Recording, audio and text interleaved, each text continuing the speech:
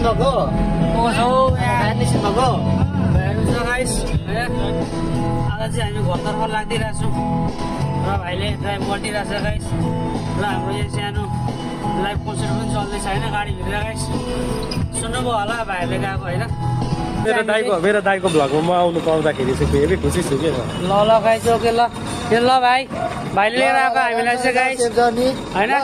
अब चाहिँ हामी सिधै चिलाउनेमा आउँदैछौँ न गाइस ल ओके सोल्टी चिलाउनेमा माया गरेर सेयर गरिदिनुहोस् लाइक गरिदिनुहोस् होइन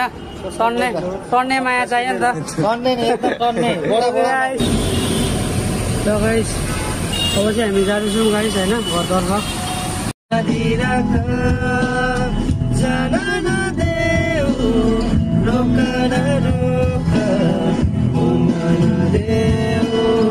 आकाशको चरी जस्तै मलाई